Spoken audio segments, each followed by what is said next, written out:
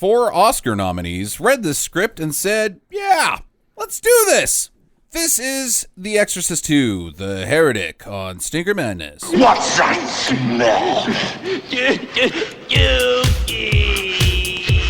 I don't know about you, but I'm thirsty as fuck. Thirsty as fuck. Hey, look at me! Thrill me. If you come back in here, I'm gonna hit you with so many rights, you're gonna beg for a left. Thrill me. Beg for a left. Thrill me. Hey, look at me! No more hangers! It stinks. Hangers! Get to the chopper! Stinker Madness. Hello, welcome to Stinker Madness. It's week 2 of Spooktober. Woo! Sam spooked. Jackie spooked. I haven't been spooked yet. I've got spook poop in my pants. That doesn't even make sense. I'm spooked pooped. You're so scared you pooped. Right? Yeah, it's spooky poop. Can't imagine it's from this movie or the one we watched the week before. How are you talking about, man? These are fright fests. Like the very definition of being scared. I guess the Midnight Man is very scary. It was scary, especially when it blew up that kid. Yeah, right. No, it wasn't. We followed the Midnight Man, which sucked, with another movie that sucks. That sucks. Yeah, Spooktober is going really poorly so far. We haven't been scared yet. No, we're never scared during Spooktober, Sam. These are shitty horror movies. But there's shitty horror movies that are fun, and then there's shitty horror movies. And the scariest part of this movie was, is she 18? Should we be seeing those boobs? And the answer is yes, she was 18. And yes, we should be seeing those boobs. That's not true. It's a double yes. The scariest part of this movie was when we had to pause it for a second so that Jackie could refill her water. And I realized there was still an hour of the movie left. Yeah. I was horrified. That was frightening. I didn't know. I mean, the terror was real. It's there, and it gave me spook poops, literally. Exorcist II from 1977, starring Linda Blair, of course. Her second or third episode. Did we do another one besides? I think we've done a lot of do's and don'ts, but we only did one episode. It's our second John Borman episode as well. What was the other John Borman Zardoz. movie? Zardoz. Okay, there we go. Zardoz is a much better movie. We got Richard Burton. That's his first appearance, I believe. Probably his last. Ned Beatty was only there for like 10 minutes. Was Ned Beatty ever nominated? That would be 5. I think he was nominated. For Deliverance? Sure. Or I don't know. Or the Superman movies. I think Ned Beatty's been in a lot of stuff, Yeah. though. I mean, he could have... Prolific. Yeah. Max von Sydow's back. And then Nurse Ratched, whose name escapes me because I only know her as Nurse Ratched from One Flew Over the Cuckoo's Nest. I've already forgotten. Gloria Esteban. She sings like an angel. Esteban. Louise Fletcher. Okay. And Kitty Wynn is back from the original. Oh, okay. Jackie and I had already seen this movie one time. Jackie, why did I choose this? I think you forgot about this movie because it is quite forgettable. It is extremely. And I think it's just payback for the Midnight Man. Yeah. It's just like, fuck you. I listened to your shit last week. You have to listen to mine today. Yeah, to punish you, I have to punish myself. I might have hated this movie more than anybody in this room, so I don't know. Because you picked it. No, when you pull the trigger on a turd like this, you feel bad the whole time. Yeah. And you're just like hoping, like, well, maybe it's just going to go off the rails and something awesome's going to happen. But this thing was like 3 minutes under 2 hours, so you knew at the 1 hour mark that there wasn't anything that was going to save the last hour that we just lost. I might have been able to go from, if it was an hour and a half, I might have been able to save a couple stars. Like, I might have been able to get to 4 stars on this piece of shit. Because it's 2 hours, I could not save any. Like, there's a couple things that happen here and there, but boy, 2 hours, really? Fuck you. Huh. Yeah. Yeah, the music was also great. Oh, man. Was it?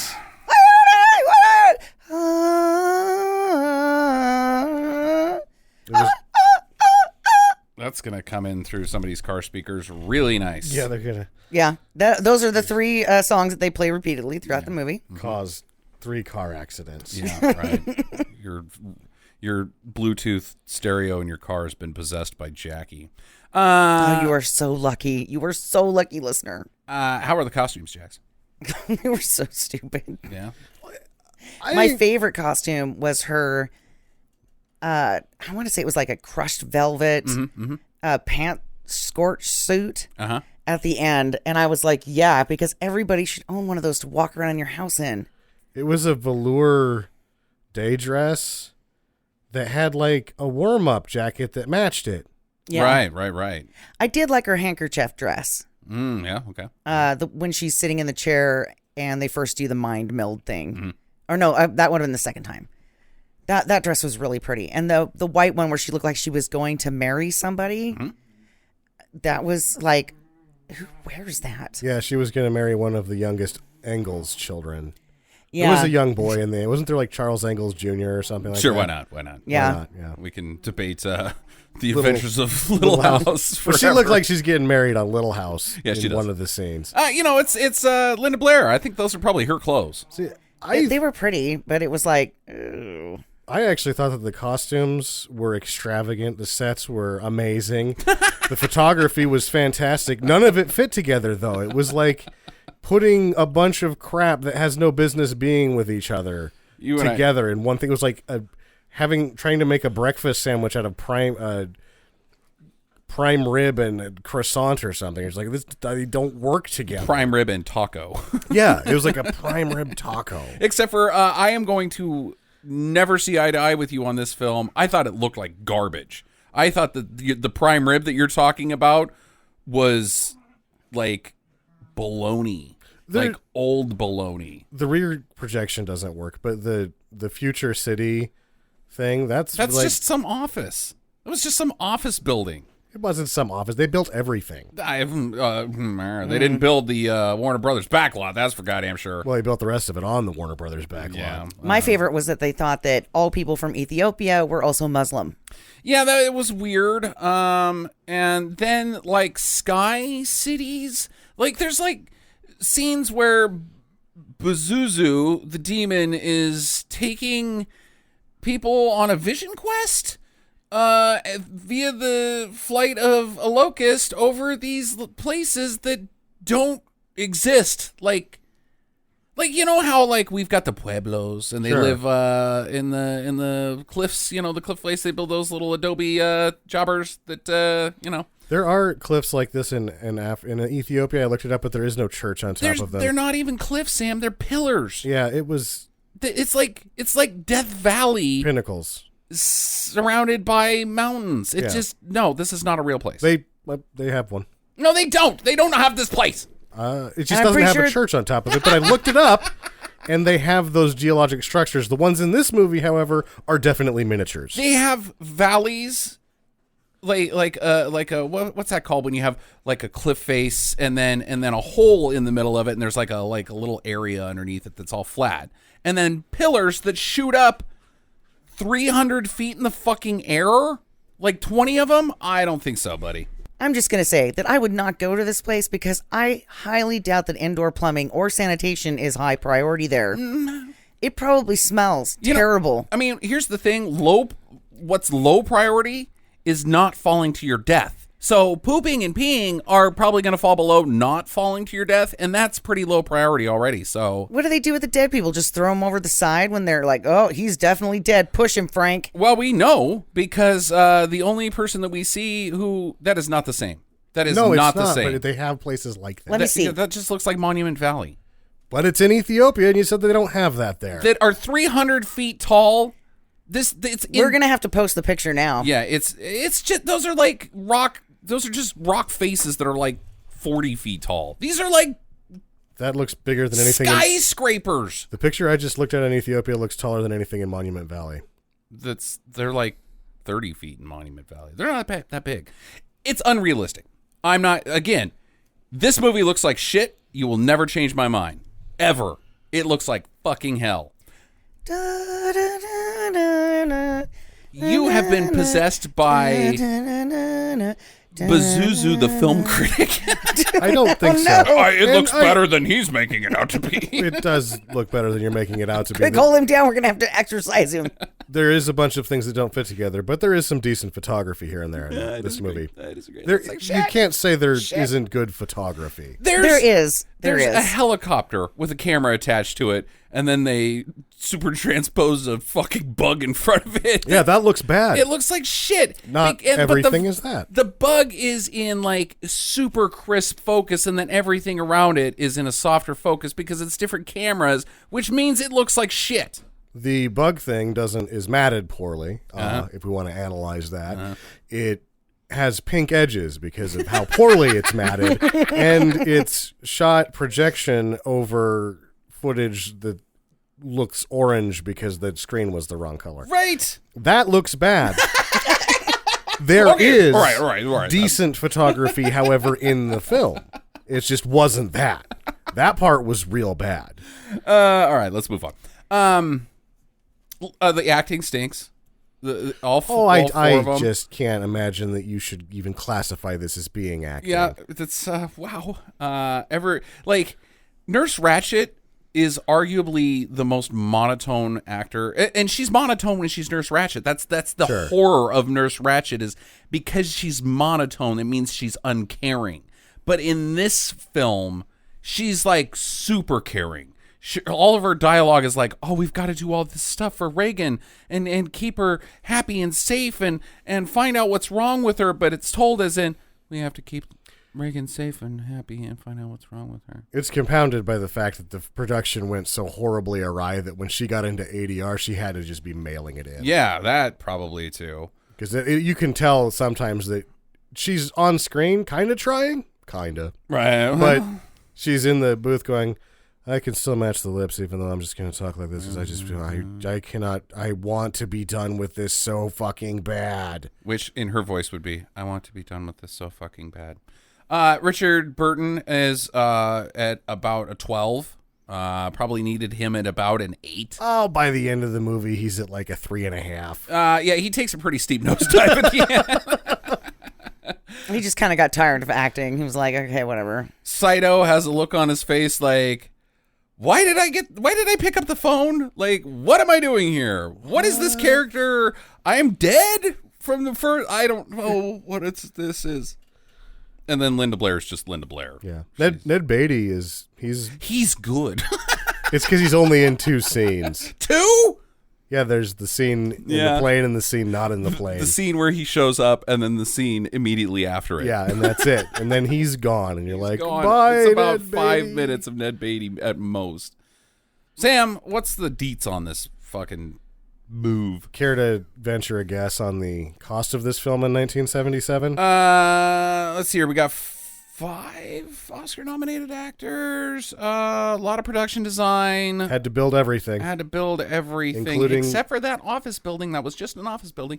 I'm going to go $20 million.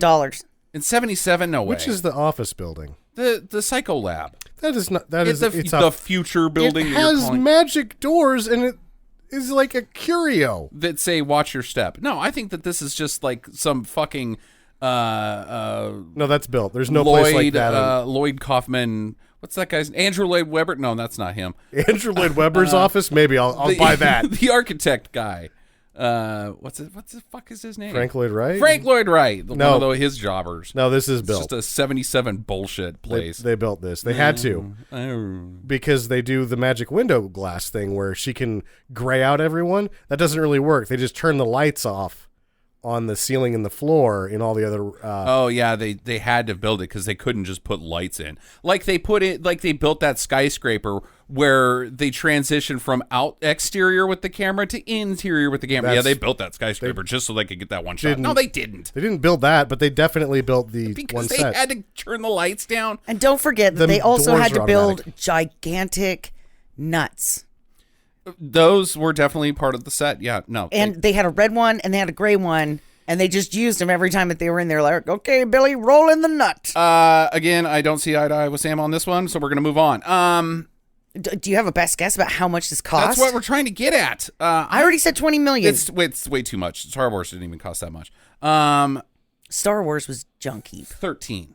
14. 14. Oh, I was way over. Price is Right rules. Price is Right rules. That's me. So, do you know how much the original one cost, though, in 73? God, probably 3. 12. 12. It was That's expensive. surprising for makeup. I mean, what else was there? There's really? a lot of stuff. I mean, they had to, they rebuilt the house because the house is real in the first one, but they had to do all the stuff where they could put her on the roof. Right. Yeah, that's there true. was rotating sets and all sorts that's of true, that's expensive things for the first one. Very Elm Street-esque. Yeah, the first one is not a sort of budget horror movie. It cost some cash. Yeah. Okay. It's a lot better though. Yeah, boy, it is. The script had to be rewritten on site. Wait, hold on. The script was written? Yeah. Are you fucking kidding? Because it sure doesn't seem like it. Yeah, so the script has to get rewritten on site about 6 times. The only credited writer, even though there was 5 versions, is Rospo Pallenberg, who actually had to take over directing for a good chunk of the production. Could you try his first name one more time for me? Rospo. It's Rospo. Okay, Rospo. I'm Rospo Bergman. What? Pallenberg. Rospo Pallenberg. Rospo Pallenberg. That's insane. It's an awesome name. It is fantastic. It might be someone else that just decided to write that down after he saw this movie. Who's to say? Rospo Pallenberg. But Dr. Rosen? Borman had gotten what's called the Silicon Valley fever, which is apparently a horrible, horrible disease. It's got like flesh-eating components. You can get pneumonia from it. It's just real bad, and I guess it doesn't go away. It's a fungus. I thought that's when you hung out in your garage and then started a multi-million-dollar company. You got the fever. You know. San Fernando Valley? No, Silicon Valley. That's where all the rich fuckers, Yeah, you computer got the jackasses San Fernando Valley fever. That's a totally different thing. live. Oh, okay. That's a bad thing. Silicon Valley fever's just chlamydia. Oh my god. And coke. Just get some penicillin. You'll be all right. A slight nosebleed and sniffles. Yeah. Anyway, they had to. We can tell when we watch this that they're just throwing words at the screen sometimes, right. and that none of it really works together. None. This was received so poorly that at the Chicago Film Critics Association preview, some of the producers were at the screening, and 10 minutes into the movie, someone actually stands up, and this is according to William Friedkin, the director of the first one. Someone stands up and goes, "The pieces of shit that made this are in the theater."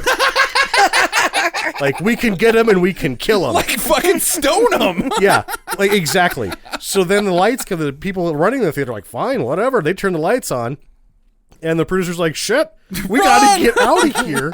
But they were like, oh, this is going to be such a great deal. They had sent the limo drivers out to get food for them for afterwards. And so they ran outside, and they don't have any cars to make their escape. So they were chased through the streets of Chicago Jesus Christ. by theater goers. Oh my God. Also in the Hollywood Theater in L.A., people actually threw shit at the screen. You hear about that happening, Like but actual shit? like they would like throw their spook poop? shoes Oh, okay. and just anything they had, I was going to say about a bunch of monkeys. which is, supposedly happens all the time, but it doesn't really. But it happened for this So one. at the end of that screening, when they have the staff, the cast and crew Q&A session, was the first question, why won't you die?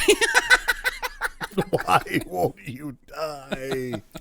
Wow. That's insane. I have never heard of anything like that. The chasing the producers through the streets of Chicago is ridiculous. Like, fucking, get out your pitchforks! Yeah, and it's also kind of funny because John Borman realized that he was like, well, I knew that people were going to be upset because I was giving them completely the opposite of what the first Exorcist was. So he kind of knew, and then when he saw the reactions, he's like, the one thing you absolutely can't do is deliver something that you absolutely know the audience doesn't want, and that's what he did. Yeah. And that's a real mistake. And he recognized that, even though he said that he and Scorsese both are like, well, I still really like the film for what it is in a Catholic journey. And I'm like, what?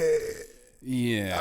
I don't think it does that either. It tries to say something, but woof, is it mush? Yeah, and they bring back everybody except for Ellen Burstyn. The mom doesn't come back. Mm-hmm.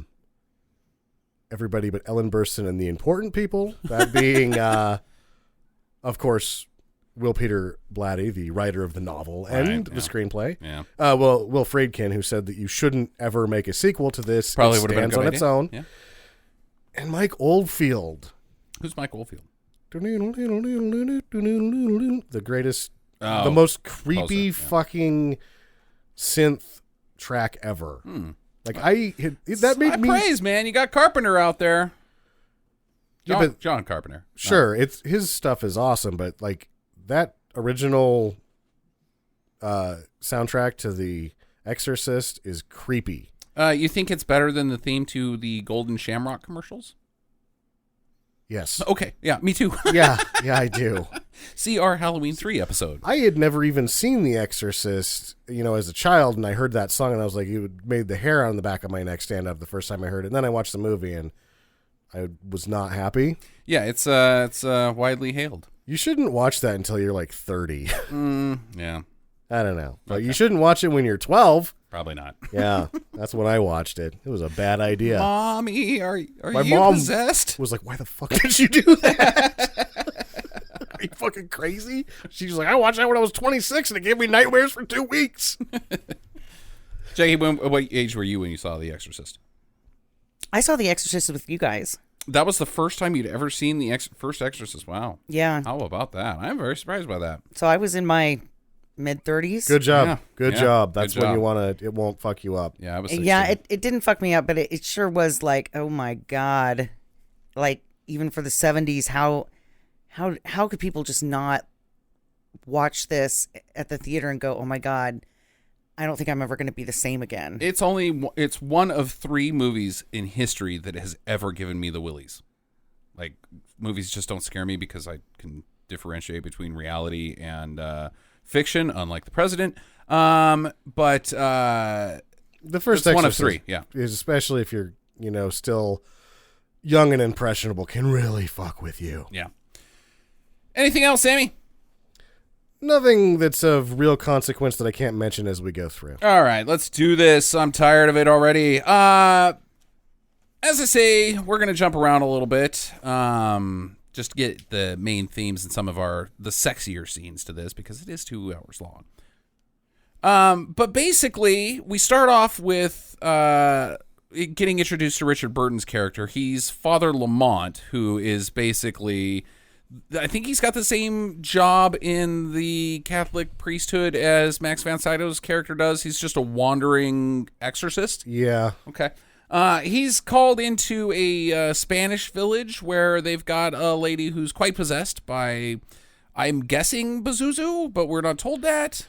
Well, we don't know who Pazuzu is. Right, yet. I get. Well, he's the same demon from Exorcist 1, right? They make it that way in this one, but you don't really get a name in the first one. It's just I thought the it was devil. the fucking devil. I thought it was Satan. Yeah, like the top of the food chain, baby, not as Yeah. fucking the assistant vice president of HR in hell. This I isn't mean, who the even- fuck are you, Pazuzu? This isn't even Pazuzu. Isn't even like Satan's idiot cousin Rick. It's Like Rick's one of his like college roommates. yeah, like they Rick. Yeah, no, I have a good authority that Satan has an idiot cousin named Rick.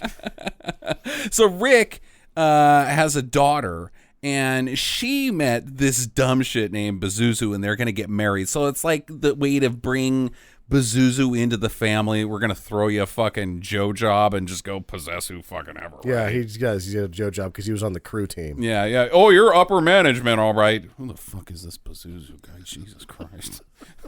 Oh yeah, no, I know. I saw the spreadsheets you had on those grasshoppers. It's great work. Did you see this dickhead wants to use grasshoppers to scare people?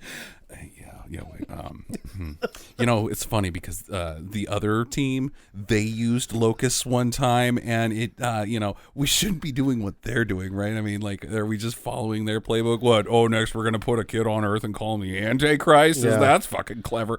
No, that's actually what we're doing. Jesus, hell is dumb. Yeah. Thanks All a right. lot, Rick. Look, we're gonna have to check to the frogs. We ran out of the grasshoppers again. They did that too. Yeah. The other team, frogs. Yeah. Murdering firstborns? Yeah, the other team did that one already. I got it, guys. Roseanne Barr. Boom shakalaka. Boom shakalaka. There's also which I think even in hell they would think it would go too far to take away everyone's birthday. Oh, that's mean. God, what a jerk, Pazuzu. All right, so anyways, so there's a Spanish lady, and she's possessed by Pazuzu or whoever, and he comes in there, he's like, oh, I'm going to do my thing, but she's like, not if I can help it, motherfucker, because I'm knocking all these candles down, and I'm lighting this place on fire. Yeah. And she's like, why me? Why? So, because the shitty thing about this type of filmmaking is you can't tell who's talking. Like, it's easy in Exorcist 1 because, well, Reagan gets all grody face and pukes on people's faces and stuff. Yeah. But why me? Is the demon saying that, or is the possessed lady saying that? And if the possessed lady's saying that, what was the demon doing while she's saying that? I think that Taking a pee. Yeah. Oh. Well, he hits her with some holy water right before she says that. So Oh. shakes her loose for a little bit. And she's like, Yeah. oh, crap, I'm going to die. You did a shitty job. It's a demon suppressant. That's I think what the Bug holy water spray. does. It's like drug spray. Bug spray, not Drug drug spray. spray. Yes, please. Just take some Lysol and spray it right in my mouth. They have that. It's called paint. You just Or Lysol. You just spray it all. You inhale it. You know. Oh, Right, shit, yeah, yeah. you can get high on Lysol too, I guess. Mm-hmm. No, you can't. Gross. It's just, the people would like drain the alcohol out of it somehow. Like that was cheaper than What? just getting fucking vodka. I thought just aerosol got you high. You can do that too. Yeah. Whippets. Yeah, right. There you go. So she lights herself on fire. She goes up pretty nice. Nobody tries to stop her. Not really. She just sort of like breaks free, and they're like, "Oh shit, she's headed for the candles. We'll never stop her now." Everybody run. Yeah, and it's They not didn't even run. They just watch her burn herself. it's not the building that's on fire that causes her to be engulfed by flames. She's got like 3 candles that she's standing on top of, which catches her dress on fire, and then eventually that causes her to go up. There's plenty of time to like dive tackle her and stamp the fire out, right? You know, dive, drop, and roll type shit. You just do what I do. Just take her shirt off, and it's on fire, and she's not. Plus, the other good stuff happens. You know what I'm saying? Hold on, Starting fire. your own fire. Yeah. All of a sudden, the only fire left is in my pants. Yeah, okay, that's weird. Yeah. She's possessed by Pazuzu, Well, who's I guess sort of related to that Satan. is a bit of a turnoff. Yeah.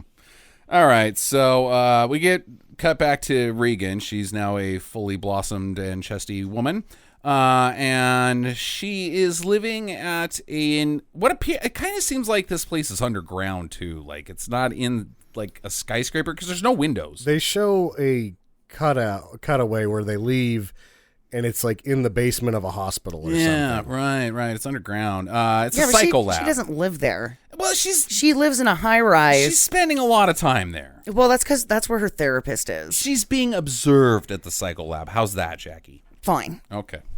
By Nurse Ratched, who's like the administration or the doctor of whatever this place does, like experimental psychoanalysis. It seems to take a lot of kids with Down syndrome and try to make them smarter. Yeah, there's kids that have the downs there, but then there's kids that are just possessed by demons. Most of the kids seem like they've got learning disabilities, and then Yeah. Reagan's there for some reason. Yeah, so wait, like, where does she get admitted? Like, oh, hi, yeah, about 12 years ago, I was possessed by the demon devil. I don't know, but then he got kicked out of my body. Should I be here? And they're like, yeah, we're equipped to deal with whatever that was. That now sounds like it's all wrapped up. Yeah, they actually, she said that. They're like, no.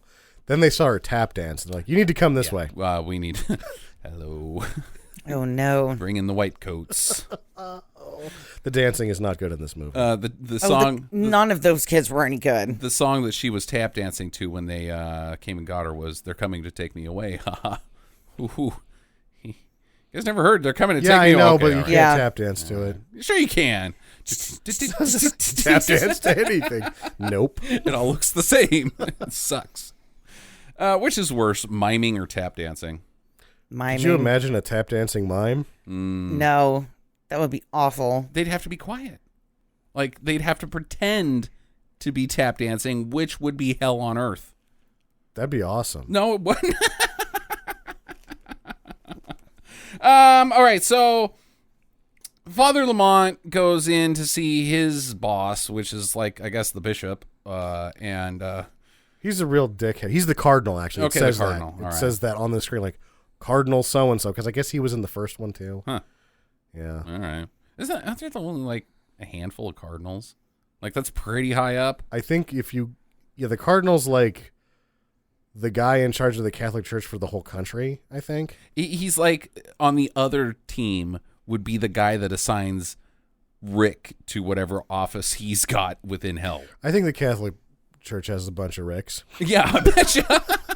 Hi, I'm Rick. Hey, I'm Rick. Oh, God. What do we do with him? We've put him in that corner office for 12 years, and we still can't keep him in there. He just keeps walking out and doing stuff. We definitely don't let him near children.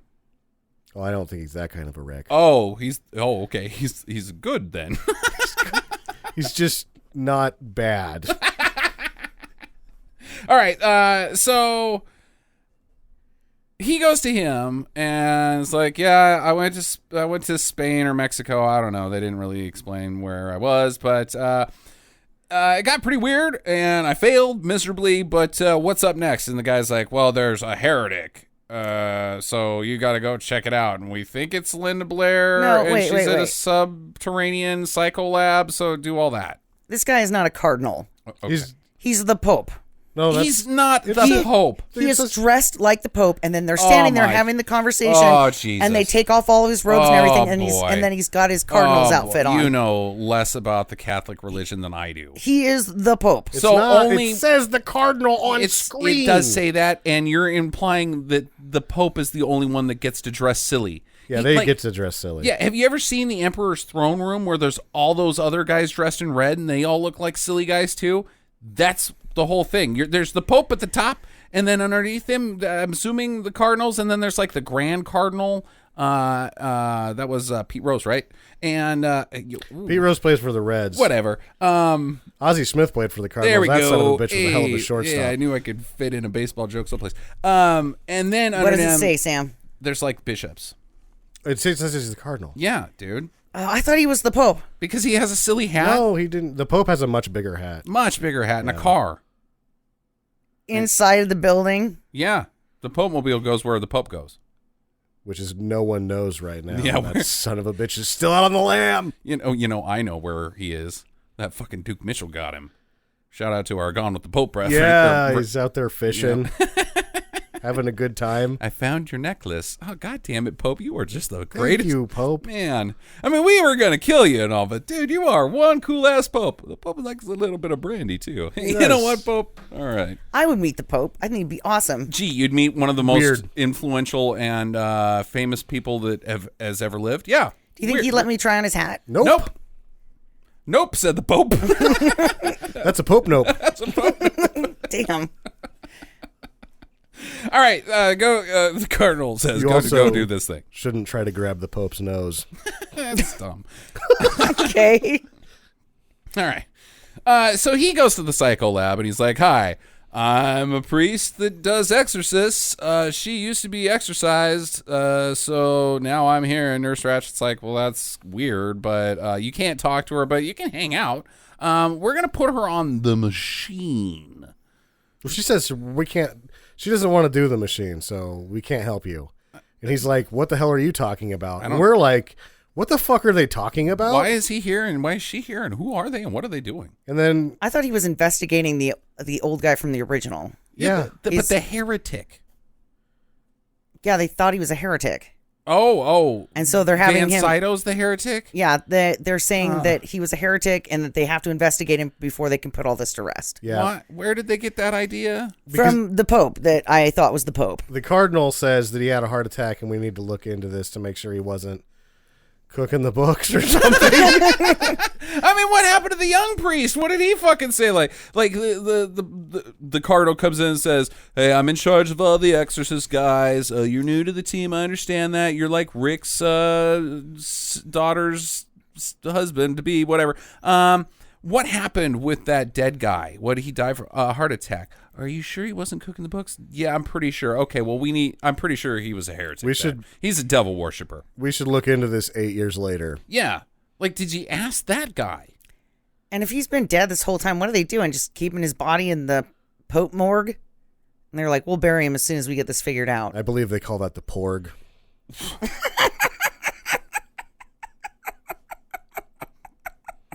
Somebody thought it was funny. Super funny. Okay. Meanwhile, at the porg, Max Van Sydow still dead. The portician is eating a sandwich. It's a pope-tician. Pope witch. So she gets buckled into the machine because she relents or whatever, according to Jaggy. And the machine is just a fucking strobe light. It's got some synthesizers hooked to it. I'm not going to lie. I kind of struggled every time that this machine was on because I'm like, yeah, I could go to sleep right now. Well, it hypnotizes you. But you're like buckled in like the Matrix, like you get head stuff attached to you, and then you get hypnotized, and then somebody else gets hypnotized by you, and it like opens up your mind, and you say, "Hey, come on into my mind now that you're hypnotized too." And then, so yeah, you both get, it's a two-way hypnotism where two people get hypnotized, and then one person travels in time, and then they both go. And sometimes they get to go into other people. And you can leave your own mind and be like, hang out in my mind, even though I'm not connected to you right now. Sometimes you get to fly around on a bug. Yeah, okay. All right. Seems official. I personally thought it was great because it did look like some yard materials that they were using. You know, little adjustable straps that you put to hang like pipes or to get your tree to stand straight. Uh-huh. And it's just adjustable. And then it had the two little red knobs that look like thumbtacks. Yeah, right. And some wires. This is not a good prop. No. I'm just going to say this is awful. And a transistor radio, which I kind of thought we can make one of these, gentlemen. I thought that Jim Wynorski's soul stealing machine looked better than this piece of shit. Yeah, it had from punch. Swamp Thing 2. It's got punch. Yeah. Bubbles Anyways. and dry ice and the whole thing. This is just two lights and a guy behind the camera with a Moog. Yeah. A Moog. Is that synth? Whoop, whoop. Is that a Pope thing? No, it's a synthesizer. Moog. The Poog. All right, so they get buckled in, Nurse Ratched and Regan, and then Nurse Ratched like goes catatonic, and so Richard Burton's like, "Oh, get out of that. I'll get in there into her mind that's in your mind, but now you're not strapped up to it because we woke you up, but she's catatonic. So I'm going to go see what's going on in there." And he buckles in, and he's transported into the night of projectile vomit. I guess when Van Sydow died. Yeah. Okay. They had to redo this, though, so they could do like a double exposure effect thing Yeah. going on. Where they try to rip off the other lady's boob. Pretty much. Yeah, they do try to pull Louise Fletcher's boob off in this scene as well. Because possessed Regan is there in flashback, but also there in the room, sort of. Yeah. But then Van Sydow's there inside of Nurse Ratched, too. Yeah. Why are they inside of her? Why are they inside of her? And like Richard Burton's like, and Regan's behind Nurse Ratched going like, "Stop it, me." Yeah. Like they're getting in a hand fight over Nurse Ratched's boob. Over her boob. Which later they kind of cut in a heart so that it wouldn't be so creepy. Yeah. It's like, "I'm touching your heart, you're going to die." Which comes in later, like something, you tear somebody's heart out and I guess they die from it, which that's apparently that's where a they were thing? going with the investigation, was that the demon that was in Reagan that was unnamed before reached into his heart and crushed it. Oh, I crushed your heart. Yeah. Yep. Now you die from it. Yeah. And it's also the first time that we see that it's not going to be her that's in the makeup. Right. Yeah, it's not some Linda Blair. say she refused to do the makeup. Okay. Others say that she just couldn't show up on time, so makeup was out of the goddamn question. Yeah, that's fine. Why couldn't she show up? She was having a good time. Yeah, she's There was she had some dark years there in her early. Dark? I don't know. You say dark, I say a wild fucking fun ride. Yeah, wild parties. Yeah, I mean, this is 77, Jackie. You're built like Linda Blair. In And 18 in New York. 18 in New York, and people are throwing all of the money at you. Hell yeah. Sign me the fuck up. Studio 54, hello. I guess they clapped one day when she was only 20 minutes late. Oh my God. Not bad. That's rad. Not bad. All right, so later they get Nurse Ratched out. I guess she fought off the heart pulling Om Shidai ritual or whatever.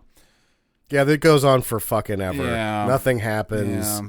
But I guess Regan's got faster hands than possessed Regan. Faster hands? No, the Richard Burton says something about God, and the demon's like, "Oh, I guess I won't crush his heart." Oh, okay. Well, He doesn't even say like the power of Christ compels you or anything like Right. that. He's just like, "Oh, God." God damn it. And he's like, okay, I'm out of here. I'm out of here. That's so dumb. Like, honestly, okay, say you're the Catholic version of Satan, and you're thrown out of heaven, and you go down to hell below the earth or whatever, you know, where Bugs Bunny goes to, and you're having a meeting of minds, and you're like, okay, so we all got thrown out of heaven. That sucks pretty bad, because I thought we were having a pretty good time up there, and like we were bros and everything with everybody. This and- was the late 70s.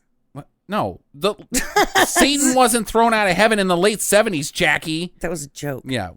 So you're down there. He was thrown out of Studio 54. in the Correct. 70s. Very many times. Those bouncers are tough. Yeah. So you're down there and you're like, okay, so what are we going to do, guys? Like, do we just live here and hang out? No, we got to go kick fucking God's ass at some point, even though we know we can't, but we got to do the prophecy, whatever. But then you can't say God. Like, how do you even have a planning meeting like, we want to get revenge against... Don't even think his name! Or we'll all be sucked into whatever... Like, Use code names. Golden Eagle. Yeah, that's a good code name for God. Root beer. Yeah, Operation Pop Golden Eagle. that's so stupid. Yeah. And that they so can't be far, all they got is Rick coming up with the birthday thing. Nobody else has got a good plan. And they're all like, I'm not giving up my birthday. Fuck you, Rick. Bazuzu's like, fuck it, I'm out of here. I'm going to go possess some people. I got grasshoppers at least. Yeah. Grasshoppers. The very essence of terror. Evil, yes. They are evil. If you're one time they line up on the road during certain springs, like they breed so much, Sure. then they get on the road and it's hot, and then you drive your car across them and it's just a slippery. Yeah, like you have no traction at all. You slide off the road They're because evil. there's too many Mormon crickets. Mormon crickets. Yeah, it's bug guts. Yeah. And those things are fucking huge. Yeah. But those are more menacing and kind of scary. These are just grasshoppers. Right. Yeah. A couple of times they have some locusts on here that are kind of big. You're like, oh, that is locust. But then it goes back to just being grasshoppers. Just grasshoppers, yeah. I like how they also had a whole science lab donated or like set up to study these grasshoppers. Can we get to that when we get to that? Oh, Yeah. Jump all the way ahead. I think we Jumping should. like a goddamn grasshopper. You trying to scare me or something? All right, so speaking of the locust, she goes into a trance, dream, whatever, and she starts dreaming about these locusts attacking this village in Africa. And I guess that there was help me out here, because I think that Bazuzu possessed a boy. Yes, that's happened. That happens. Who had the power to be a healer. Yeah, Mm-hmm. yeah. And so therefore the locusts were like, that seems like a nice place to live. Well, I think at that point he's possessed the boy, who then calls the locust while he's possessed. So Bazuzu calls the locust, or the Yes. boy calls the locust? Well, Bazuzu, using the boy as a vehicle, has called the grasshoppers. Okay, I see. And the way that I saw this scene was he was the healer and he was right in the middle of healing somebody, and all these grasshoppers start coming. So he goes out and he gets two balls on a string, and he shakes them about his head. Right. But then he becomes overwhelmed by the grasshoppers, and that's when Azuzu attacks him and gets into his body. Izuzu, like a trooper? Bazuzu. That is Zuzu. He's a Yeah, you real don't trooper. I You know don't go that too it's- fast around the corners, though. Well, you can't because they don't run. Oh, the amigos, all right. He's a friend of mine, anyway. Yeah, I don't know. I don't know what the grasshoppers are doing. But yeah, eventually this boy gets possessed by Bazuzu. Yeah, this is also like the beginning of where you're saying the model miniature Africa. The art director, less is more with all the Africa stuff. Yeah, right. Ugh. Yeah, it looks like shit. And it's all soundstaged, and it's dumb. Boy. So during this time, while she's dreaming this, she goes on a sleepwalk out to her balcony because she lives on the 58th floor on a skyscraper in New York that doesn't have railing. And this is real, though. It is. This isn't like a built set. This is a real apartment, and they're like railing half the time. But maybe they modified the... I think... Because otherwise, if it's railing all the way around, she can't almost fall off the building. I think that some asshole has railing half the time on a fucking... Okay, so imagine you're the location scout, and they're like, well, she needs to almost fall off a building. Well, all right, I'll find an apartment that has a balcony that has cut-off railing. No, I think that they modified the railing for this purpose. I would think they rewrote for the location they found would be easier to do. Either way, it's stupid, because it's like Nope. No, the stupidest thing about this location is a chrome birdhouse. Mm-hmm. Yeah? Mm-hmm. Like, and it's shiny and immaculate the entire movie. And I'm thinking, who the fuck is out there cleaning up after these doves? Yeah, it's New York, and I think one thing we know about the pigeons in New York is, they spooky poop. It's not even spooky, it's just poop. Well, there's a lot of it. They poop because they're spooked. This place, though, is so nice that you figure they have somebody that cleans that up. Just bird shit all day long. Yeah, they probably got to come twice a day. Yeah, twice a fucking day to clean the shit off the chrome. Yeah. And it's supposed to be art. Yeah, right. It is a very nice birdhouse. It's dumb. I would never own one. Yeah, no. All right, so later, after some other stuff, Richard Burton comes back to the Psycho Lab and goes into the machine. This time, he sees a vision of Van Sydow's character, or he's there. We're not really sure. Maybe this is happening, and Richard Burton's within. I don't know. 3D, whatever. And we learn about the boy. But we also learned that Van Sydow was there to study this kid, and took him up to this temple that's in the sky. I think he took him up to the temple, and he says in the scene when they finally get there that Bazuzu can't. Hold on, let me help you out. him. Bazuzu, king of the spirits of the air. Yeah. Wait, what? Which then that's after this, because he's like, well, if I take you here, Bazuzu can't even get you for here. So he takes him up to this giant temple in the sky. Him. He's also the spirit of the air, so you'd think he'd be able to go pretty high. Right. Grasshoppers can't fly up there. It's too high for them. So But people are fine with it. Whatever. One of them wasn't. He fell. He fell a long way.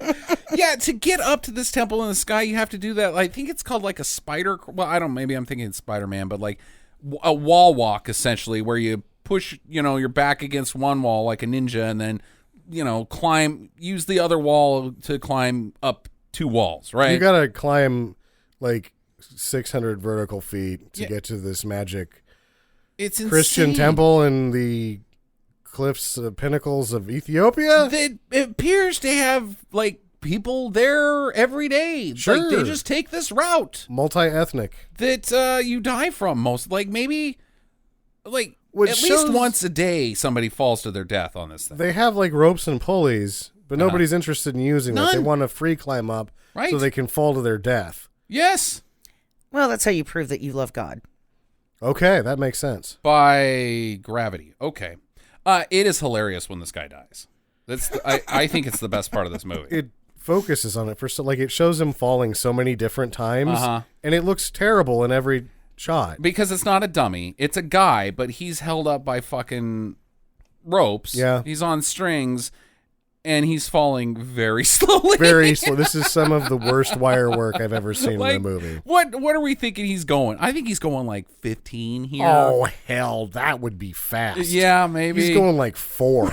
It's You got to really think slow. he face plants into the side of the mountain and then bounces off and face plants again before he gets stuck. Right. And eventually they toss a dummy down, and it looks pretty crappy, and then he just wedges in between two rocks. Yeah. It's hilarious. The only funny part. Yeah, it is. Just not because a man died, but because, wow, bad production. So he goes inside, he exorcises Pazuzu out of the kid, and then Lamont's like, hey, Pazuzu, so, can you show me where this dude is now? What's up with this kid? Is he still doing good? I mean, like, did he make it? Did he go on to college or anything like that? Did he get a scholarship for, being a demon fighter? And Pazuzu's like, well, hop on my bug back and I'll take you on a bug flight to his house. Yes, come with me to the Valley of the Wind. Wait, what? Huh? So then they fly together to James Earl Jones. Who James motherfucking Earl Jones. growls like a leopard and scares them both off. Yeah, right. Rawr. And then Pazuzu's like, Jesus! He's like, oh, shit, that guy's still got his cat. Leopard powers. Cats will eat a grasshopper. Sure. That'll happen. He doesn't have a leopard. He growls like a leopard. It's the spirit of the leopard living inside of James Earl Jones. Only for this shot. Only for this shot. Because he's back to being a locust when we see him the next time. Right. Ugh. But then, Richard Burton character is like, what is his Coco? Kukumu. Kukumu knows how to defeat Pazuzu. So I gotta find him. Right. How do I find Pazuzu's him? like, well, I'll tell you the whole story about how you can kick my ass. It doesn't make any fucking sense. Not really. And also, why do you need this guy to deal with Pazuzu when Max Van Sydow just sprayed holy water and said the price compels you, and he fucked off? Like, what's the deal? Well, Pazuzu said, I don't know, man. Your mother sucks cocks in hell. No, she doesn't. That wasn't really Oh, you're Pazuzu. right. Okay, I'll shut up now. Yeah, I'll go over there. Hey, watch me do what I can do with this lady's head. Yeah? That's pretty neat, Pazuzu. How's your Uncle Rick? It's not his... It probably is his uncle. I just don't know why they need James Earl Jones. Like, Kukumu. This whole section was pointless. It's seriously pointless. The whole plot is pointless. And it was a long-ass sequence of events to get us to the point where it's like, hey, you only need one grasshopper for change, man. What? One grasshopper for Oh, change. no, we're not even there. We're still not even there, We're not even there. Jackie. I know. We're there now. No, we're not. No, we are not. Damn it. One of these days I'm going to get to this part of the movie. All right, so along the way, we find out that Reagan is also psychic. Like or not psychic, what's that, telepathic? Sure. She can talk to handicapped children and kind of help them. No! So she just talks to this kid, and the kid's like, hey, what's up? Uh-huh. And then her mom's like, oh my God, he's talking. Oh, or she's talking or whatever. Look who's talking now. John Travolta again. I think what happened here is that nobody ever bothered to ask this kid how they were doing. Hey, how's your day going? Oh my God! Because there was nothing magical that happened in that sequence. It doesn't. There's no lips Just are like- closed and like that reverby voice comes in through. None of that happens. The kid just talks. Yeah, and it's dumb. But then Reagan's like, oh, I can help with the other kids, and Dr. whatever her name is like, no. Sure, you can. Your powers are too dangerous. I'm like, are you a scientist or not? What You're is not, happening because here? you've got a fucking lamp that you think has magic time traveling powers. So Lamont's like, all right, I got to find James Earl Jones. I don't know where to look. I just was on a bug's back. It's not like he had GPS or anything. Google Maps on, he's a bug. He had GBS, Global Bug System. Wow, that one went really well. Yeah, I'm it glad did. you started it before you thought it all the No, way I through. thought it all the way out. Global Bug System works good. So he's like, how am I going to find him? I know. I'll check the Natural History Museum. And so he goes to the fucking Natural History Museum, and sure as shit, there's a fucking mural with this fucking sky temple on it. He's like, hey, I saw that in my vision. And Reagan, who wasn't invited at all, she's like, I think I'll go for a walk today. Hey, I'll end up at the Natural History Museum. Oh, look, it's also that guy is here. Magic? Magic. Yeah. She's a stalker. She wanted to bone down. There was a little bit of There's too much of that. little undertones there for sure. Well, they're also, and actually, the doctor, too, she's like, don't you ever want a woman? Yeah. And then he's just like, yep. You sure But do. then that goes away. Right. It would have been better if he would have been like, why are you offering? Dim the lights, baby. There's so many points in this film where it's like they've got a can of worms, and Rick again is like, you know what? I'm gonna open up this can of worms, and everybody else is like, no. But Rick has just already opened it, just like he's got the little can opener, and there's a crack. That's all. The can of worms escapes, and then they just chuck the can of worms and forget about They it. don't even. Yeah, there's a lot of things they could deal with here, and they don't. Address any of But it. Rick almost got the can sort of cracked. Yeah, he pulled it out of the pantry and put it back. Yeah.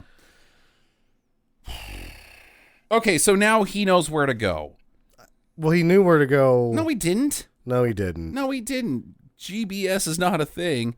He's like, hey, that's in Ethiopia, says this plaque here, so I'll go to fucking Ethiopia. Oh, he goes and find James Earl Jones. back to the Cardinal, Uh-huh. and he's like, my God, science has given us a mind meld time machine. Uh-huh. And the Cardinal's like, science has no place here. And doesn't realize that that's not scientific at all. Correct. But anyway, he forbids him to go Right. to Ethiopia. You can't go, but he's like, fuck you, I'll do what I want. Even He if gives him a week off Yeah. to take a break. Take some priest time. Yeah, but where did they go? Pope Island? There's no such place as Pope Island. isn't that the Vatican? Yeah, that is true. Go on Pope Island, where the nuns run around with bikinis on. French manicures. French manicures? French manicures. Nothing says hot like a nun with a French manicure. I think you made that one up. Yeah. All right, so he goes there anyways. He climbs all the way to the top without problem.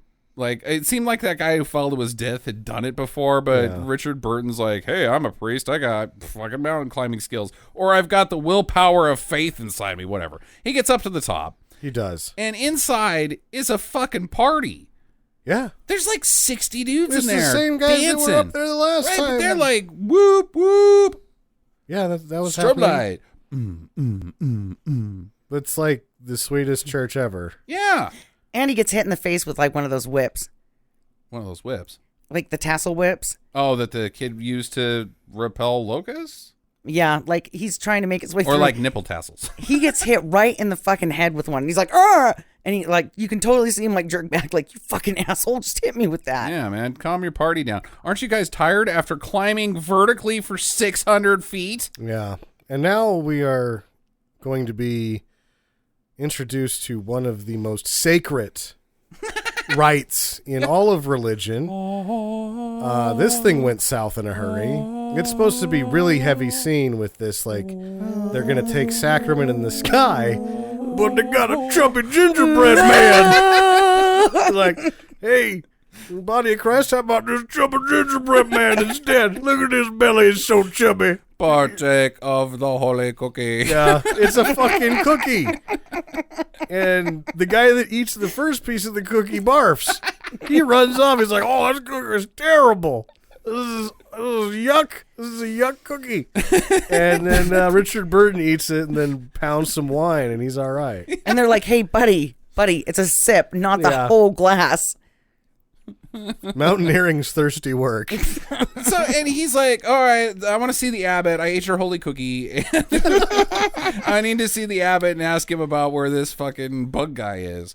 And the abbot's like, oh, who the fuck are you? And so Richard Burton's like, well, believe it or not, I had this vision quest where I was on the back of a bug, and I came here, and now I'm actually here. Sure. And to prove it to you, I know where that dead guy is. Let's go. And they say, well, you can't because we've looked everywhere. Uh-huh. And they point down. And, like, visibly speaking, you can really only see about 5 degrees from where they're at. Right. and he would have had to have fallen in that 5 degrees. And like in the shot, Richard Burton says, no, he's not straight down. He's just over to the left. Implying that they did not look everywhere. Right. In fact, they looked in one spot, Right. maybe, Yeah. because everywhere would be more than just what you can see from up there. Yeah, so they all climb down, and sure enough, this guy's still, his little bones are wedged in between the rock where he smashed into earlier. Yeah. And Richard Burton's like, boom, shakalaka. What you think now, Abbott? And the Abbott's like, you're a devil worshiper. Yep. Throw some rocks at him, people. You suck. I love this part. Yeah. Yeah, they try to stone him. Why does he think he's a devil worshiper? I don't know. Okay. Oh, because I guess he teamed up with the devil to find this dead dude, I guess. He asked him a question, got an Yeah. answer like, oh, you were cooperating. Yeah. No collusion. Not with bugs. So he's like, fuck, well, that went south. Now I really don't know where to look. But he goes to this French lady's hut, and she's like, hey, Here's Ned Beatty. I found Ned Beatty for you. He knows where shit's at. Yeah. And he's got a cross, and he's like, hi, I'm Ned Beatty. Yeah, pretty much. I know where things are at, like this cross. Then they go to fly to Cuckoo Cthulhu. Yep, exactly. And He is the walrus. they're spraying for bugs. And Locusts. And Beatty is flying under the spray. Right. Lift her up a bit, bud. You won't die from it. Getting real sprayed there. He's like, oh, they think the DDT is going to work on these, but it doesn't. Well, it might work on you. So elevate. Yeah. You know, I think you guys are skipping over one of the most important parts of these of the scene here. Sure. Is when he's being pelted with the rocks. Linda Blair also feels the rocks. Oh, we forgot yeah. that tap and she was tap dancing to Recital. Broadway or whatever Yeah. with those weird kids behind her. There's off Broadway, and then there's off Broadway.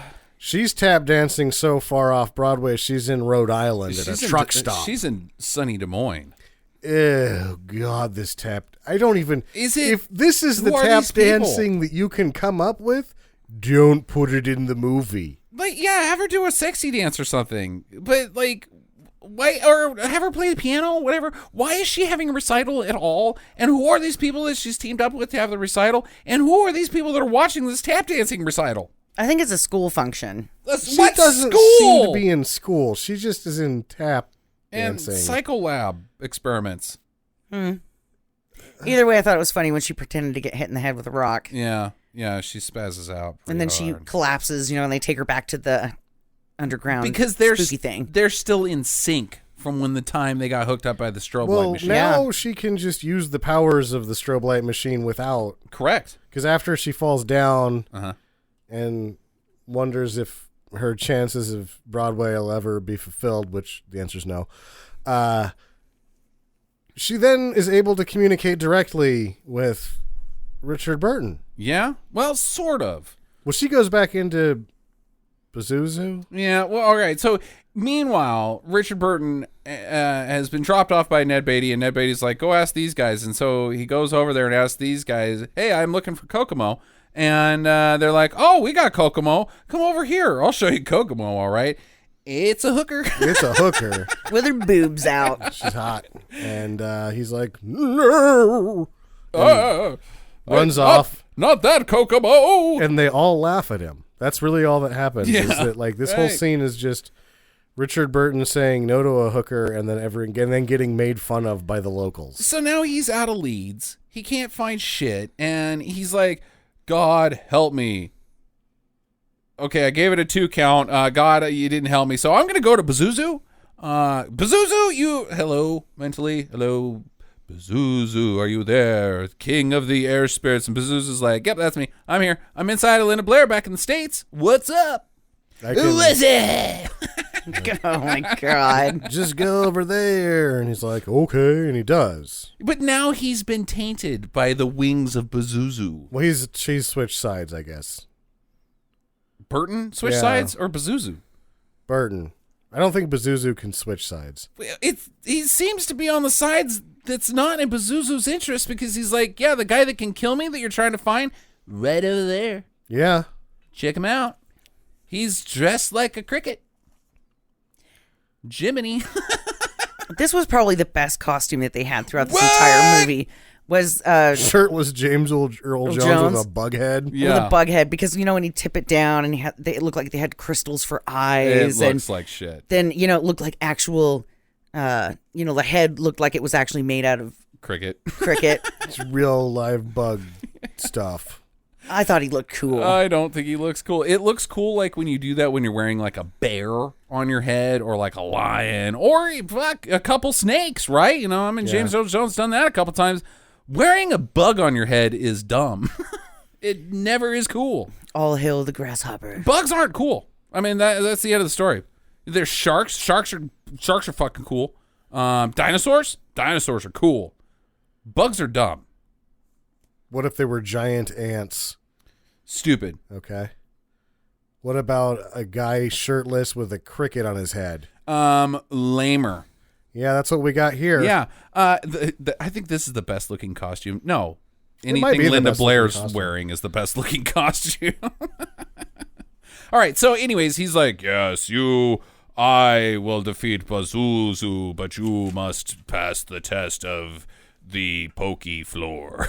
The pokey floor. Come to me and we'll team up and I'll say some stuff to Pazuzu like, piss off. Yeah.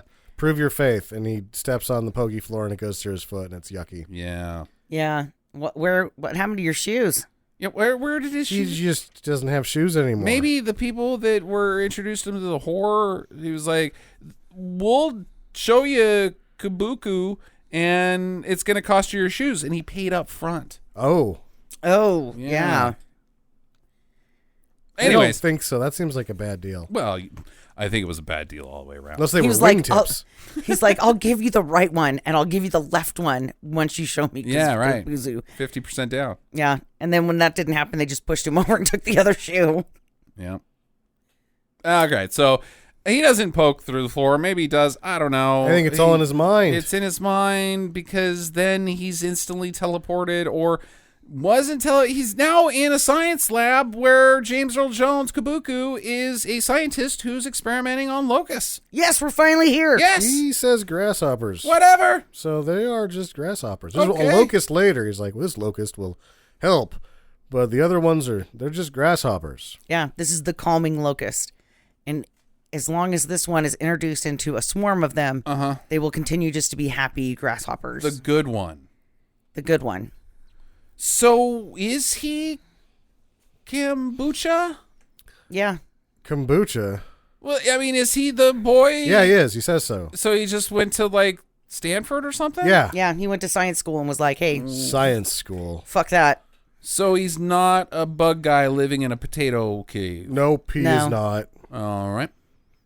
So Pazuzu was fucking with him? I think he's fucking with himself. I think he has heat exhaustion and is imagining this shit. He got hit in the head with a rock. Yeah, true. he got He's hit in the head with- concussed. He might need to see a doctor. Yeah, it's hot outside. He got hit several times with some rocks.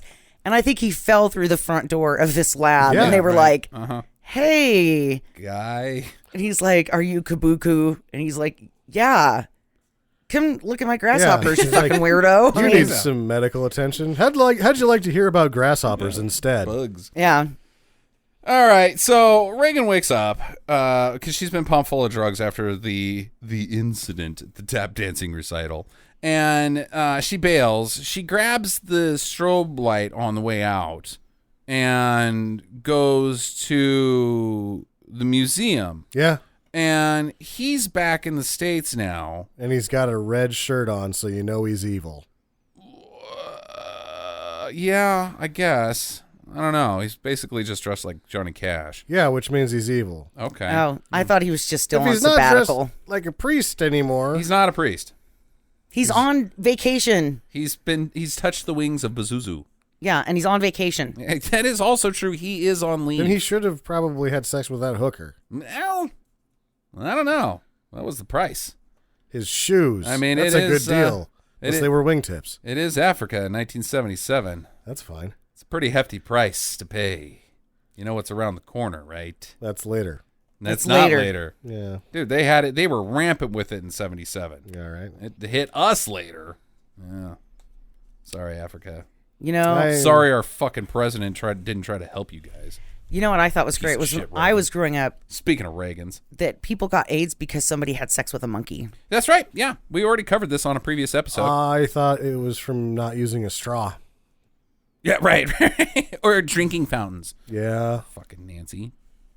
Goddamn. Staring contests Reagan, with people sons of of different bitches. races. Michael Dukakis would have changed some shit. He lost. Anyways. He took a joyride in a tank like a dickhead. He sure did. I love this tank. He also had some mega eyebrows, man. Wow. All right, so where are we? He's back in the States. They're at the museum. They're teaming up. She's like, "Oh, hey, I got the strobe light. Let's go." And so they gotta. They go to a Roach Motel Yeah. and use it. Like they can't just go back to her apartment, I guess. Right. And then they decide they have to go back to the house. Well, it's like Max Van Sydow overloads it because they see him and he Yeah. like gives Richard Burton yeah. a fucking Obi-Wan message like, "You must protect her. I am more powerful now than ever. And you're only a master of evil. And your shirt is it's cool, but I mean, come on, man. Think of the children." No, I mean, wait, no, whoops, didn't mean to see that right there. Back that one up. But if you are going to wear a flamey shirt, you shouldn't button it all the way up to the top. Yeah, right. Let the plumage come out, buddy. Yeah. And that's when the machine breaks. When the machine's like, "So sexy." So they bail, and He doesn't listen. He's like, fuck that. I'm Bazuzu now. right. Oh yeah, he goes into a trance.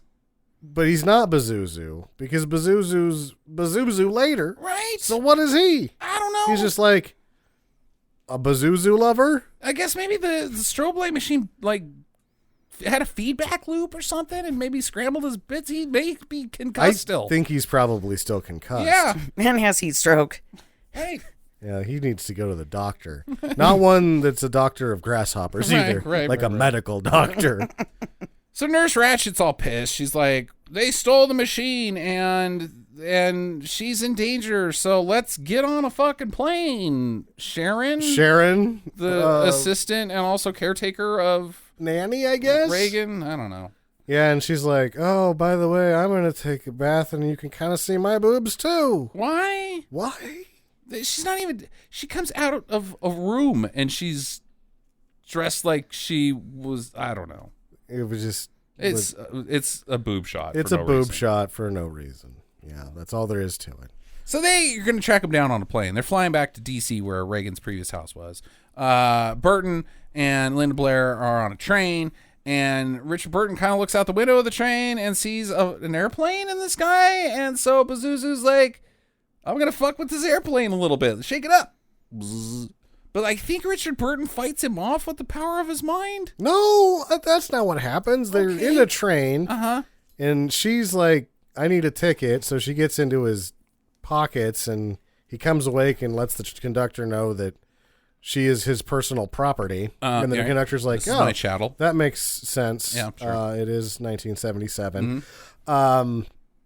And then the doctor and the nanny are in a car, and they see a car accident. No, you're missing the whole plane incident. Yeah, he stares out the window and he can see the plane and he knows that they're on it. So he's like, "I got to do Yeah, something they're not about on the this plane shit." yet. Yes, they are. Yeah, they are. Well, then we skipped the part where they had the accident. No, we didn't. They have the accident No. at Reagan's house, you ding dong. No, there's a car accident, Yeah. and the guy's like, "Help me!" And then they get out of the car, and she's like, "I'm a doctor," and I'm like, "No, you're a psychologist." I don't remember that at all. Yeah. Yeah. So she gets out of the car. They stop the car, and then the nanny's like, "You stupid asshole. We just need to keep driving." And then she tries to help this guy that got hit by a car, and she can't because she's a psychiatrist. And then it cuts to Richard Burton looking at the plane, and they're just on the plane. Right. And he's shaking it like a fucking... I don't remember that. I think he just goes like, "Ah." Yeah, the plane almost crashes. And then I think the power of his mind stopped. I don't fucking know. Okay. Anyways, everybody lands. Everybody gets to Reagan's house. It's like a fucking race to get there. Sure. They go inside. Reagan's like, "Oh, what's going on?" let's go upstairs. And Burton's like, I'm leading the way. And he opens up the door and fucking locusts fly out and fucking sting his face. Grasshoppers get in his mouth and he falls down. Yeah, right. The cab driver that they're in, like, his car goes nuts. His windshield shatters for some reason. They just have crazy town inside this cab. Right. It doesn't make any sense. It's just like... Start spinning Brodies in the fucking middle of a street without crashing. They just start jostling about. They're like, whoa, whoa, whoa. Like, the bugs in the house are so powerful that they're shaking a cab down the street. Shaking it. Yeah. So the cab driver's like, fuck it, and he punches a hole in the windshield and then looks through it and sees where he's supposed to be going, and he's like, I've always gotten everybody there, and then drives through the fence. He crashes the cab into his destination. Into the destination. Which is, the cab has been possessed by the devils. Is being shaken by grasshoppers. And then the cab comes He's apart. such a good cabbie. The cab comes apart. He dies. Right. Oh, yeah. He's killed by the steering wheel. In pieces. The cab sort of comes apart, and then the fence comes inside of it and traps the doctor. Right. So she's in the back seat of the cab, but trapped by the fence. So I'm going to ask a question right here. Yeah. Why did they have barbed wire on the top of that fence? Well, it's condemned buildings. It's razor wire. That's right, because what's-her-face has to break in, and she loses her velour warm-up. Right. Because she got too amorous, which once again proves discretion is the better part of velour. Oh, no. You really like that one. I wish they could see your face right now. Okay, no. And Sharon, the caretaker, I guess she gets kind of possessed after the car crash because she walks outside. She sees the gas line is spilling out gas everywhere and there's a headlight next to it. Yeah. And she's like, I can't stop myself From burning myself. She steps on the car's headlight, which causes the gas to catch on fire. And then she burns. Not the doctor. She just was like, I'm evil now. I'm going to burn me in front of you. Or is it Take Pazuzu stopping her? Like taking possession and be like, you're crispy now. I don't know. What does Pazuzu even do? Because the next time we see Pazuzu is the Linda Blair splits in half. Right. So there's two of her now. Right. There's one in bed as if she's Reagan from the first one with Grossface. And then there's Linda Blair, the adult woman, who is like, hello, you, me? Yeah, but it's definitely not Linda Blair. It's some other person. Right. But then it does turn into Linda Blair because she gets sexy. Yeah, because then they're like, okay, she can't show up for makeup, so we'll do the bone down scene instead. Yeah, and she's like, come on in here, Lamont. I'm hot. So now Pazuzu's like, okay, bugs. Gone for a while. Just bone me, preacher, and then that's gonna make something happen? I don't know. The cycle of evil will be complete. Put your boner in me. So, was it good for you? I don't know. Does the evil plan happen now? No, we just fucked. That's it. Yeah. That is it. You fucked a demon who took the shape of Linda Blair. Oh. I liked it. I still got bugs in my mouth. I got hit in the head with a rock. I'm a spaceman. And Linda Blair has also gotten possessed with kombucha and the Spanish lady because, like, when she says her lines, there's dubbed James Earl Jones and the Spanish lady speaking at the same time. Sure, they're, I guess, going to help her. They're teamed up Their via spirit the power power. of spirits. Okay. Hypnotism, time travel. Be aggressive. Be aggressive. Pick your team. We will win. Sexy Blair or the other one. Man. Yay! Okay, so Lamont's wrestling with sexy Pazuzu. I don't think they're wrestling. Yeah, right. Okay. And the locusts come in, start swarming the place, which causes the house to crack in half. Yeah, and it's okay because there's a very small ledge that real Linda Blair can stand on by using the powers of tap dancing. She actually like saves herself with toe tapping here. That's why there was so much tap dancing in this movie, Right. is so that she could save herself. You got to with it. establish her superpower earlier. Yeah. Oh, tap dancing. Tap dancing. Jesus, tap dancing Christ. And then the demons disappear. Wait, they Jesus heard- tap they dance. heard the through there. name. Yeah, like if you ever seen him tap dance, it's not crap. I'll tell you that much. Did it on water. Like, yeah, I mean Gregory Hines might be a little better. Oh, yeah, might be. All right.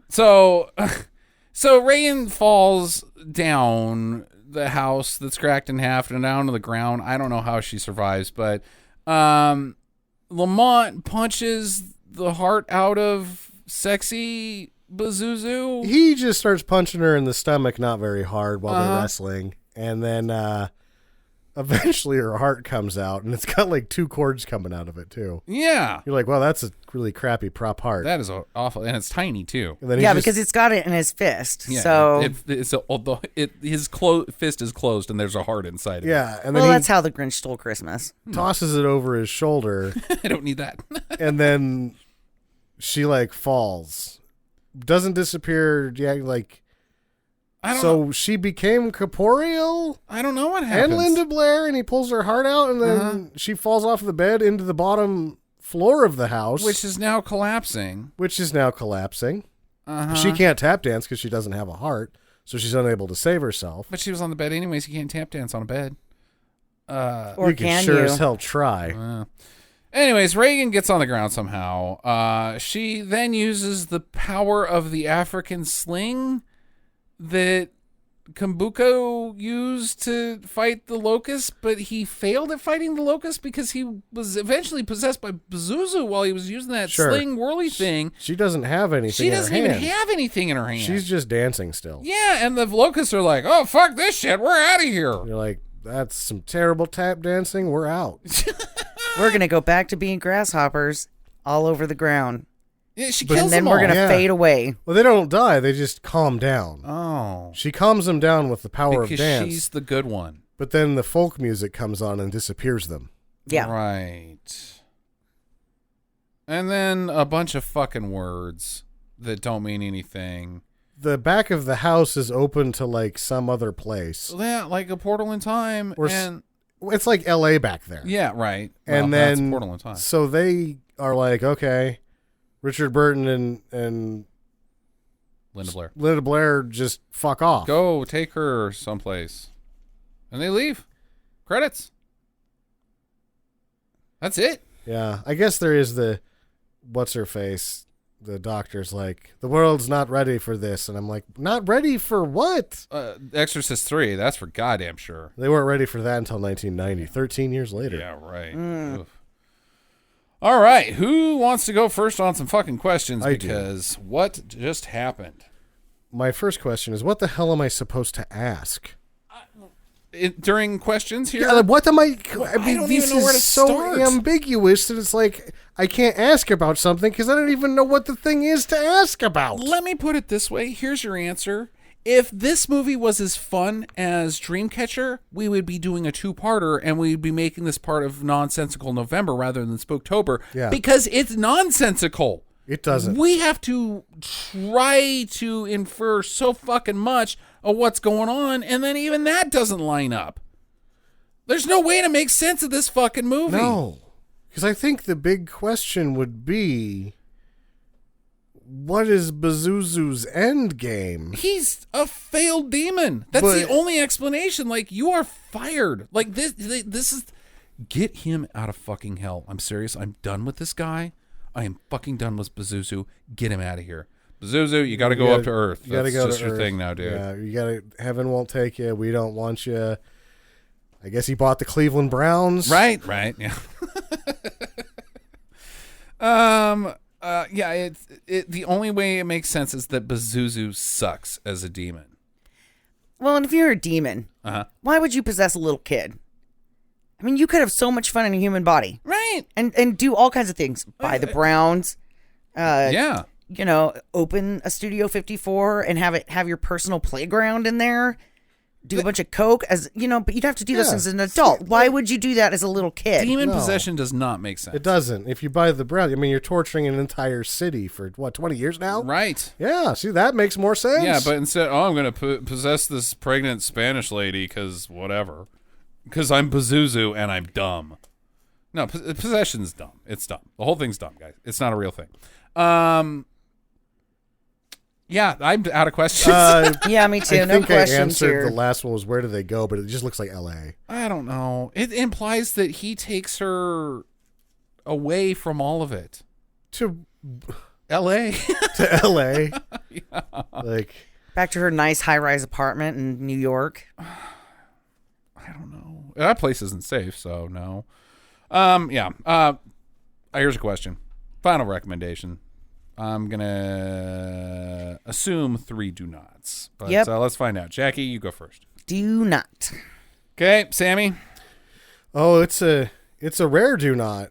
I had to sit up at the end of it. I was so tired of watching that I was actually trying to my body was trying to leave the room. Yeah. Yeah, it's awful. It's torture. It's borderline torture. It sucks. It was so boring. It sucks. It is really on par with Boorman's other just complete fucking disaster too, which is too bad because he has so many fun movies, but Excalibur is this boring as well. Yeah. Yeah. No, it's a snooze fest, and man. But it doesn't make any sense. So if you're up for trying to decipher it as a fan of this show, I know Jack's going to watch it. I know, and some of the other guys are. Yeah, go for it, because maybe you can help us out here. But as the casual film goer, there's just no. People threw shit at the screen. Yeah. A mob chased producers. That's how disappointing this thing was. Yeah, it's a pile of shit. So which one's better? Of The Exorcist? The Midnight Man or The Exorcist, the Heretic? I'm saying the listeners should just weigh in on these two. Which one is better? I'm going with The Midnight Man. Well, it's shorter. It's shorter.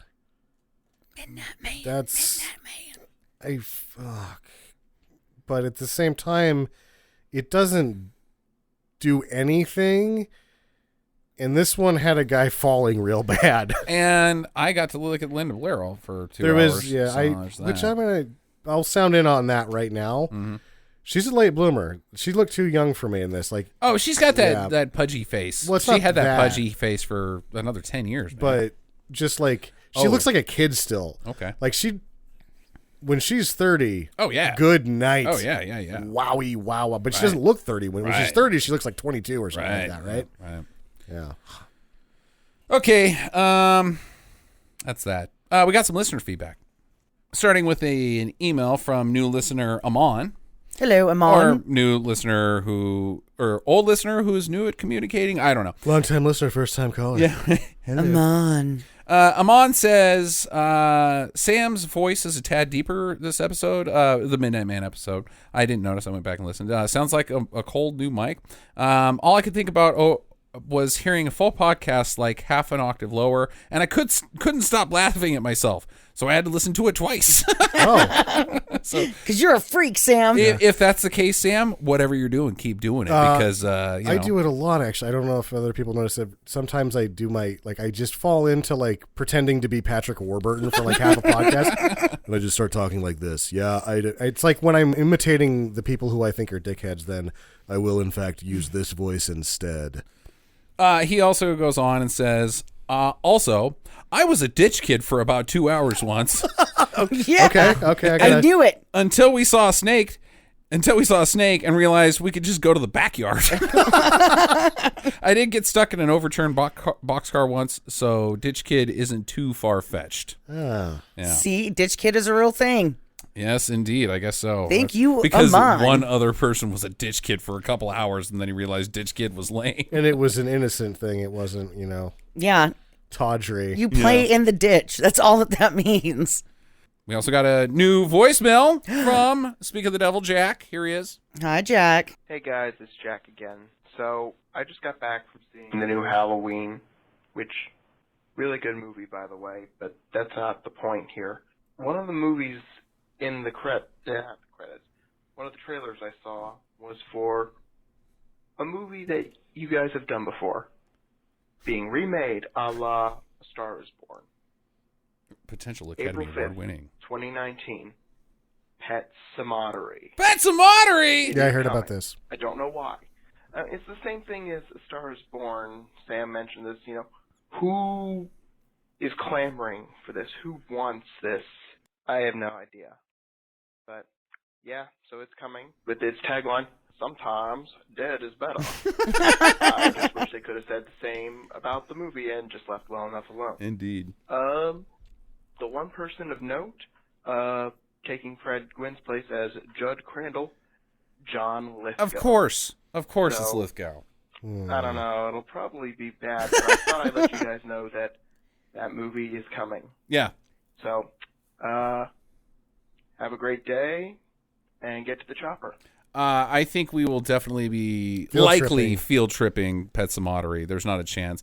Yeah, I think John Lithgow is the wrong choice. Well, I think it's the right choice if you want to make it bad. Yeah, right. I think Jack's right. The decision has already been made to make it bad because they are making Pet Cemetery. There's no way you can make Pet Cemetery good. No. Whereas apparently A Star is Born, I think anything that Lady Gaga touches turns to gold. It's front runner right now for Best Picture. So Yeah, I really want to see that. I was excited that they remade it, and I was really surprised that they casted Lady Gaga. Why? She's a superstar. I know, but I don't know. It's just the whole look from the first one. She's way more attractive than Barbara Streisand. Yeah, I didn't want to say that because it's rude, but Lady Gaga is so glamorous and she's so wonderful. She's just a wonderful she's person. not just a superstar. What would you say? What would you describe? She's intergalactic is what I would put Lady Gaga as. Yeah. So I was really interested in seeing that, and Yeah, it's supposed to be good. I really do want to watch that one. I'm not looking forward to it at all Nope. because it's not I just my don't bag. like musicals. Yeah. All right, we got some streaming do's and don'ts this week.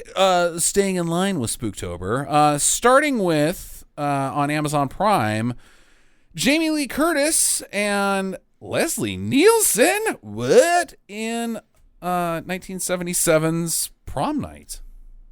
Same year as this piece of shit. Two busty And ladies. Michael Crichton's wife. Oh. Okay. She was in Sledgehammer. What's her name? Oh. Sledgehammer's awesome. It is awesome, but you're just, again, like 3 or 4 people are like, oh, yeah, Michael Crichton's wife from Sledgehammer. Yeah. Well, she's the other person of note besides Jamie Lee Curtis because I accused this movie of not really having Leslie Nielsen in it. Right. Prom Night sucks. Like, wow, I didn't think it was going to be this bad. There's a cult following behind Prom Night. I'm not sure why. It's boring as hell. It is boring as hell. and the murder scenes are not even that good. It's not even a slasher movie until there's 20 minutes left of it. The slashing, once it gets there, that's not terrible, but it took so long to get there that it can't be redeemed. It's kind of a teen dance party movie up until that point. Yeah. Just bitchy drama back and forth for an hour and 10 minutes. Yep. Mostly. Mostly. Prom Night is a do not from me. Yeah, I didn't like it. Nah, do not. It's a do not from Jackie. Well, I guess we already know that Jackie doesn't actually like horror movies, so yeah. Whatever. Fantasy nerd. Yeah, so and then Sam and I had to shot chaser that Yeah. with 1996's Leslie Nielsen movie Spy Hard, which was a massive failure at the theater. What I thought that they were talking about this being like a career ender for anybody involved. Right. It was so bad. Well, don't forget that Leslie Nielsen was not a spring chicken at the point. At that point, yeah, but he still managed to do a couple afterwards. Oh, yeah, he's worked for another 10 years. Yeah. Some of it's VOD, but... and we did have a friend who was like upset for weeks having seen this in the theater Pissed. and it not being a Naked Gun movie. It was so bad. However, it wasn't near as bad as I thought it was going to be. Right. And I had probably 3 or 4 solid laughs in this thing. There's I would argue that there's 10 solid good jokes in this film. Yeah, they had me laughing a couple of times very hard in Spy Hard. Yeah, I was it's very not surprised. It's not near as shitty as it's not for everyone. It is not for everyone. I think it takes a special type of mind to appreciate Spy Hard. It's definitely stupid. And but there's a point where you've seen so much stupid that if a movie can go beyond stupid and stupidity, then it's for me, and that's why it works for me. It's like 4 feet is too stupid, 6 feet is just god awful, but then 10 feet becomes so stupid that it's funny again. Mm-hmm. That's where this thing was. Is it managed to be funny again, even though it was just so damn dumb. So damn dumb. If you're that type of person, I give it a 2 for sure. It's you just can't walk into it thinking it's going to be a Naked Gun movie, because it is not. It's even in its stupidity, the comedy is not. I mean, of course, it's not Naked Gun. I mean, what the fuck are we talking about? Oh, it's not Naked Gun. Of course, it's not fucking Naked Gun. Yeah, but I mean, they bill it when they sold this movie. They're selling you like it's going to be another. Why? Naked Because Gun. it's got Leslie Nielsen and a slapstick, and it's copying. Yeah, it's the a spoof. thing. Yeah, but that's why it's packaged to the. That's why people went and saw it and they were pissed. Not as pissed to say as the ones that chased the producers out of the Chicago Film Critic Indeed. Association screening of Exorcist II, but they were very upset because they were being sold that this was going to be another Naked Gun, and it was not. Yeah, it's not, and that's fine. That's fine. It doesn't have to be. It can be a good 6 out of 10 stars, and that's what I think it is. I liked it. It was fun. Didn't see it. Nope. Thanks, Jackie, for weighing in on that one. So Spy Hard on Netflix. Check that out. On Amazon Prime, back to that, and back to our spooky Spooktober. Jackie and I decided to delve into another cult classic, widely respected in the cult circles, film from 1983 called Sleepaway Camp. Which pretty much, I think everybody's seen. I think everyone's seen Sleepaway Camp. Yeah. I think most people have seen both of them, the 1 and 2. There's like 4 though, I thought. There's only the 3 that I 3? know of. There Okay. maybe there's a 4th. I don't know, but I know that there's 3 for sure. Jackie and I had both seen Sleepaway Camp already, but I think it'd been 20 years since I saw it, so I wanted to revisit it for some time. So we checked it out. Jackie, what were your thoughts on the revisit? I thought it was kind of fun. Mm-hmm. The death scenes could have been better, but Well, I thought that they were actually impressive. the ones that I thought were done really well. Mm-hmm. The cook Yeah. who gets the water Yeah, and all the boils and stuff that Yep. come up on his skin. Yep. And then the kid that gets drowned underneath the canoe and the snake comes out of his mouth and they find the body. Yeah, that's a dummy that they made, and I thought it's one of the best looking film dummies of all time. It looks like a person, and it's not. And I thought when at the end where where Angela bites off her boyfriend's head. Is that what happens? I don't know whether it was a head bite off or... Oh, fuck, that scared the shit out of It's me. Angela behind you. Oh, my God. Dogs, get out of the curtains. Scared the crap out of me. Ooh, Spooktober. Did you have a little spook poop right there? I did. That was the scariest thing that I have seen this month.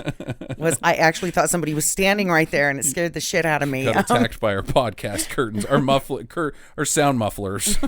Goddamn dogs. Okay.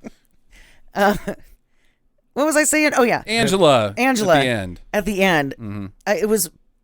I laughed pretty hard at this because it's super stupid. Her head is very much superimposed on somebody else's body. Right. And the look on her face is supposed to be scary, but it's just so damn. She's retarded. pulling a vampire. Yeah. And she's covered in blood from the neck down. How did that guy's head come off? Did she chew it off? But then she would have blood all over her mouth. I don't know. But she's covered in blood from the neck down. It's like her neck chewed the guy's head off. I don't know. But let's not spoil it, because maybe there is a couple people out there that haven't seen Sleepaway Camp. I'm going to give it a do. Yeah. I think it's super required viewing. It's silly, and it's a slasher. Like it's a like before the Friday series got good. But it's basically, a knockoff of Camp Crystal Lake type shit with a pretty serious twist to it. And there's some funny parts to it. The kids are just assholes to each other. There's some pranks that are like, and then I thought the death scenes the makeup is great. In the first 3, like I think you're right. There's only 3 of them, but the deaths are the best in this one. Mm-hmm. I think the kids are more dickheaded in the second one. Ooh. I think I actually like 2 the best out of all of them, but I think they're all do's. Jackie, what do you got? Oh, I'm totally going to give this a do. Okay. And mostly for the pranks Yeah. that the kids pull on each They're other. just such dicks to each other. And I'm like, dude, the next party that we throw, we're totally doing that to somebody. I hope Somebody not. who's really into like Being a prick. no, just like, oh, the spirits are guiding me through the magical elf journey, and we're gonna totally do that mind over body thing to them. Okay, yeah, because we invite those type of people. Anyways, We'll find one to invite this year. You're gonna like do seance bullshit. yeah, No. no, That's I know what you should do. saying. Actually, you should do a seance, Yeah. and then I'll hide. Uh-huh. I'm not gonna jump out. Uh-huh. What I'm gonna do is we're gonna have like those like sheet things spread out everywhere where it looks like all spooky and that. But I'm gonna have all your dogs up top in like a blanket. And when the seance starts, we just drop the dogs on people. Yeah. Okay, that's pretty weird. All 3 of them are on Prime right now, so expect Jackie and I to get through that and talk about all 3 of them by the big day on Halloween. So there you go. Sam, it's your pick next week.